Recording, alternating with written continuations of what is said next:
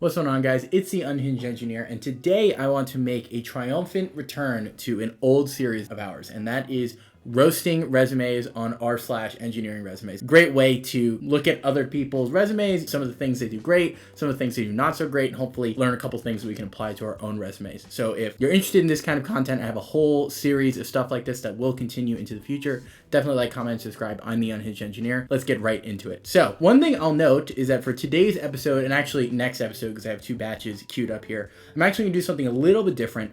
I went on r/EngineeringResumes and found all success stories. So not to say that any of these resumes are perfect. Obviously, nobody's resume is perfect, including mine. But all of these resumes have been posted by people who actually got the outcome that they were looking for, which is great, of course. So yeah, this is a little bit of optimism in an otherwise bleak job environment. So yeah, these are all success stories, and I have kind of at the top, where did they say they got an offer at? Yeah, starting off with this first one, I think this person said they got full-time job offers at SpaceX and Google. If I remember correctly, this is like an entry-level person. It says they have an internship that ended in August 2025, so that makes sense. Starting off, I like the format. I've seen this format in a lot of places. I think it's actually like a default Microsoft Word type format, but it's actually really good. I think it's clean. I like how it uses bolding and caps for the headings, as well as like the main points of some of the bullets and stuff.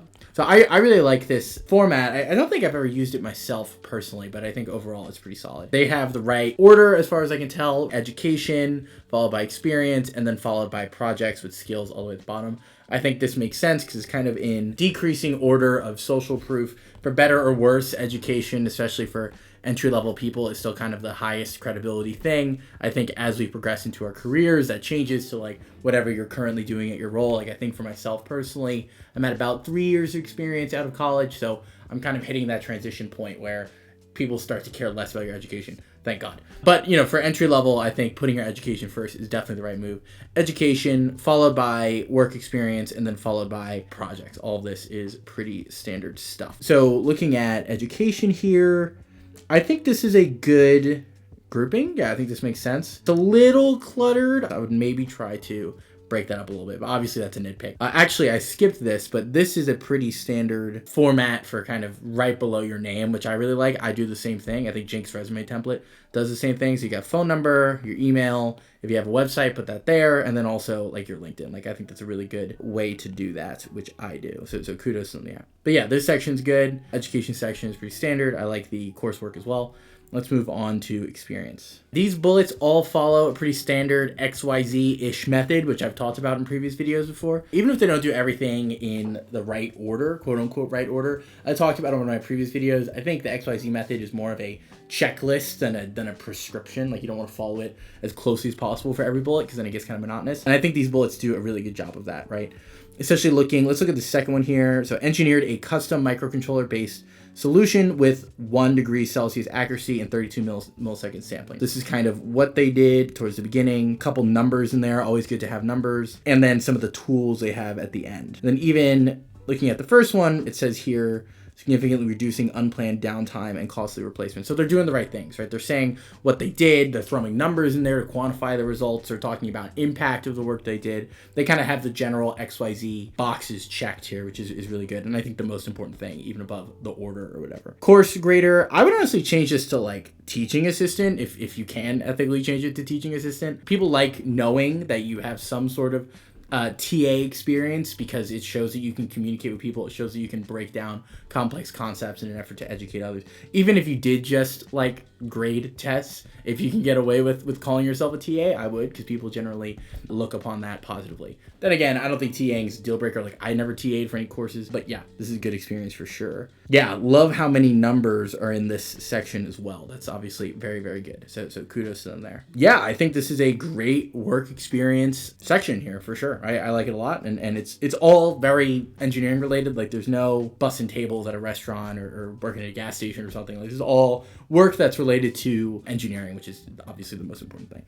So yeah, let's move on to projects. Yeah, these are really awesome projects. I think honestly in this case, this is very obviously an earlier career person, and so while I'd normally say you don't want to have more projects than you do experience, I think this person's being very authentic and like they're a student, they're still doing internships. And in addition to the internships they're doing, they have a lot of kick-ass projects here that really demonstrate not only skill, but also initiative, which a lot of times for somebody this entry level, initiative's the most important thing, right? So these are all great projects: 6-axis robotic arm image replication, liquid rocket engine, hand controlled drones, and an easy boiler as well. Like these are maybe with the exception of the easy boiler, but I guess that's good for demonstrating CAD skills, right? With all of these are like really cool projects that I've actually wanted to do myself, although I haven't had the time. These are great, and I like how they treat them with the same amount of respect and real estate that they do the rest of their experiences. Because again, if they were further along in their career, I might say you don't want to make it look like all your experience is on your own time. You want to look like you've been paid a lot to be a professional.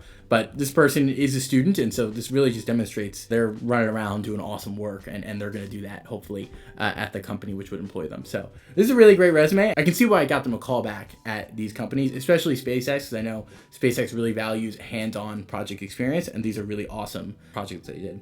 Especially also, I forgot to mention this, leading 40 engineers to design a 2-foot 6-DOF robotic arm. Like it's pretty badass. So great resume here overall. I can see why I was successful. Moving on. So this person actually listed like a ton of different companies they got offers at: SpaceX, Tesla, Red Bull, which now that I think about it, Red Bull would be a cool place to work. Red Bull, Apple, and Disney. So yeah, this is pretty sweet. I wonder if Red Bull actually was like the Formula One team. That would be really crazy, but I'm not actually sure. There wasn't a ton of context here.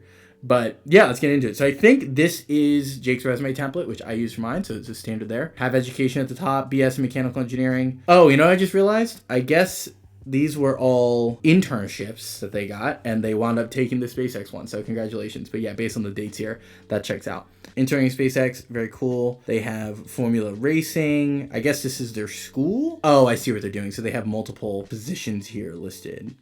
Yeah, I've actually never...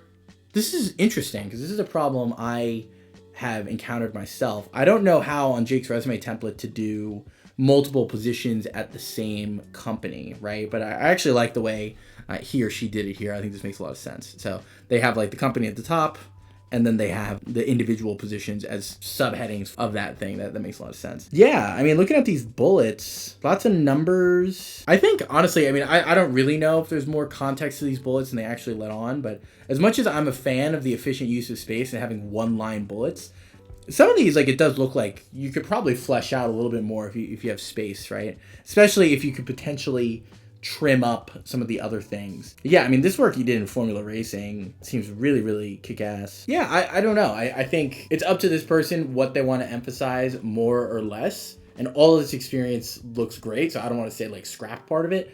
But I think some of these Formula Racing bullets, you could probably flesh out a little bit more. I know that these teams do, like, very technical work. I never got a chance to do one myself, but I have friends who did, and they loved it. So yeah, maybe consider that, but that's obviously a nit. Curious why they redacted this part of it. I wonder what that was. Yeah, research is good. I'm always a proponent of like put research in with other experience you've had, especially if you're towards the beginning of your career.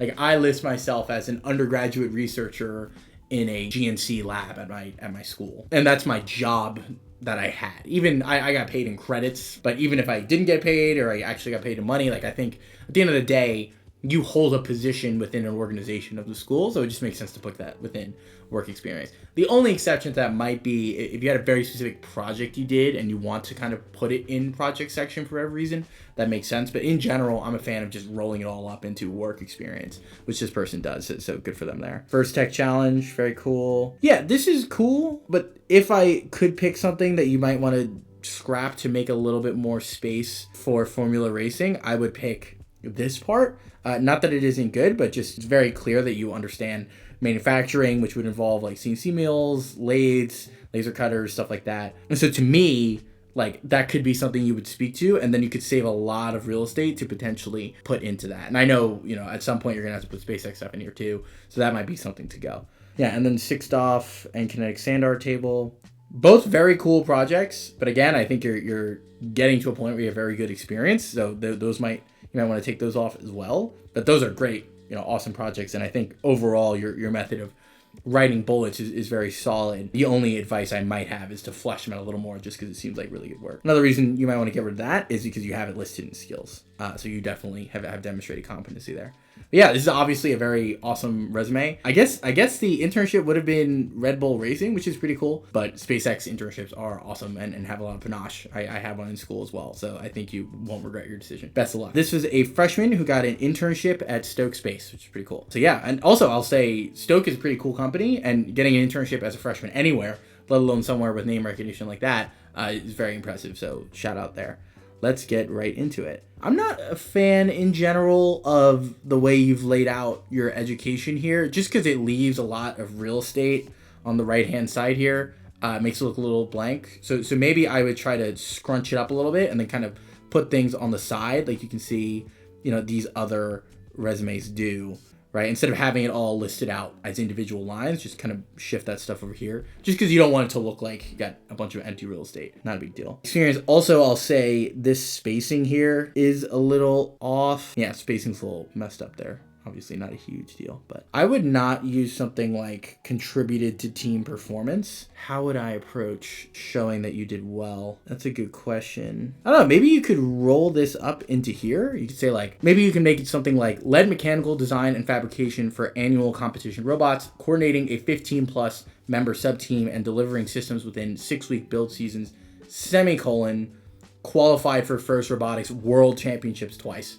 Maybe you could even name drop wherever you competed in if you went somewhere cool and exotic. Yeah, I would just roll that up into that first bullet because you want to make it imply that the fact that you led this team is why you qualified for Worlds. You want to kind of imply this causation there, which I'm sure you were a part of the success of the team and you want to make it seem like that. But when you say contributed to team performance, it kind of sounds a little lackluster. So definitely want to tie the qualification into what you did specifically. Again, this last bullet, potentially you're suffering from something I've suffered from, which is kind of this N+1 resume bullet problem where you always want to add one more bullet and that bullet kind of winds up being a little lamer than the rest of them. Yeah, some of these towards the bottom of each position seem a little superfluous and maybe you could roll them into the previous ones. And I think overall, this is interesting because you are a freshman and you did get this internship, so obviously this got the job done.